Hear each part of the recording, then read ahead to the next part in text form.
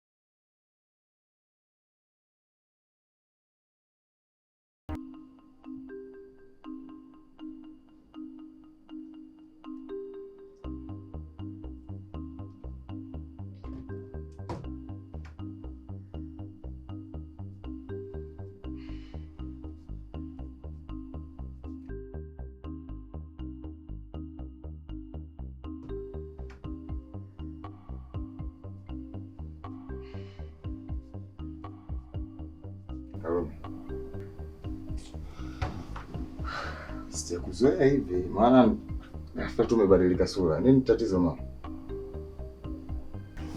Kalulu. Sinaongea naye mpenzi wangu. Nenda kwa hao wanawake zako, wameshaanza kusumbuka kwenye simu.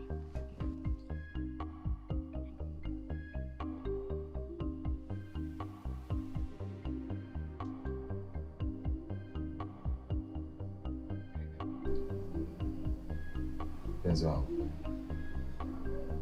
huyu ni mama mtoto wangu. Ndani alikuwa ana shida kuhusu mtoto, ndio maana akampigia. Nadhani nimekuelekeza kila kitu na nishakuweka wazi kuhusiana na hili mpenzi wangu. Hello. Nimeshakuelewa, fanya uende. Sasa kama umeelewa ndo unanipa mgongo.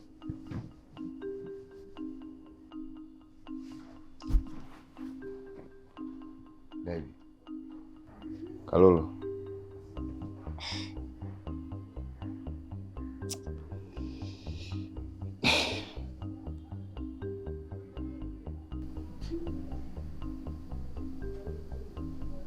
Mbona umekaa kimya? Sinaongea na wewe.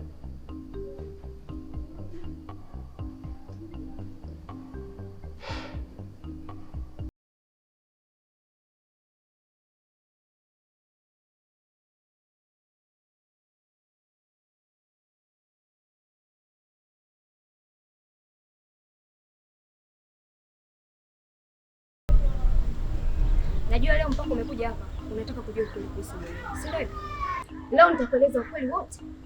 Lakini inabidi uwe jasiri na mstahimili kweli kweli dada yangu. Kivipi? Usijali dada Bahati. Cha msingi nisikilize kwa umakini. Cha kwanza kabisa, zile ndoto unazoziota ni za kweli kabisa. Na nilikuwa nakujia ndotoni mara kwa mara ili kuyaokoa maisha.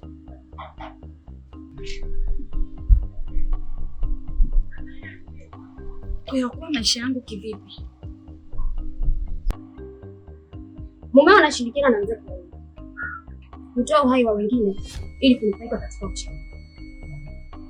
Miaka 20 iliyopita walipanga jambo na walifanikisha kuniua ili kujipatia lile moja la uchawi nikiwa niko tumboni.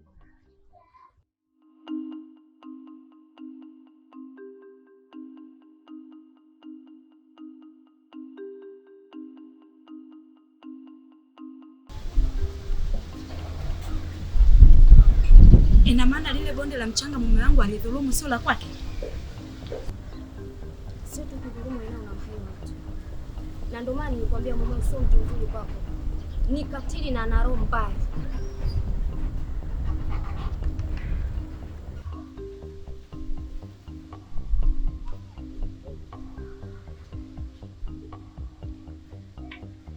Kwa hiyo mimi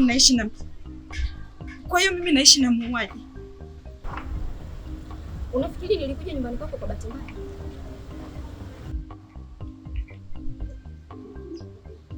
Sijui. Hata mimi hilo huwa linanifikirisha sana, lakini bado sijapata majibu. Najua unapitia ugumu wa kupoteza ujauzito mama, na si kwa bahati mbaya, bali ni huyo mumeo nao wataiweza, na wanafanya haya yote kwa faida zao binafsi, na imefika wakati wanataka uzembe kisha uchukue, na mwisho wakuchukue na wewe hapo baadaye. Lakini kama nilivyokwambia, niko kwa ajili yako, usijali kusema.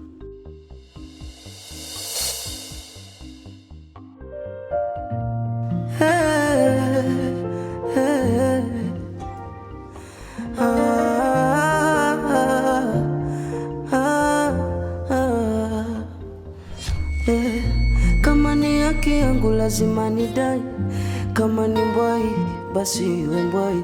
Mimi napata kwa ugumu, kwa nini unizurumu? Nahangaika mchana jua kali, likinichoma ndo napata ugali. Mimi nasaka kwa ugumu, iweje unizurumu? Usoni nacheka, moyo unalia, hakuna kunishika kwa nayopitia.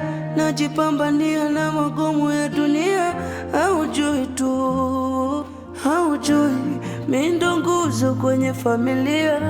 Nikianguka mimi njaa inaingia, ungejua wao baya singenifanyia. Haujui tu, ni mwanzo wa safari, ndo kwanza nimewasha gari.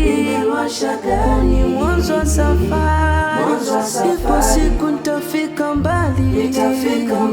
Ni mwanzo wa safari, ndo kwanza nimewasha gari.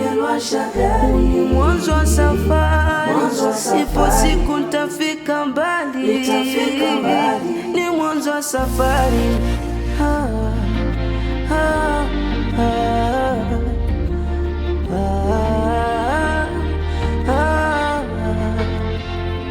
Ni mwanzo wa safari,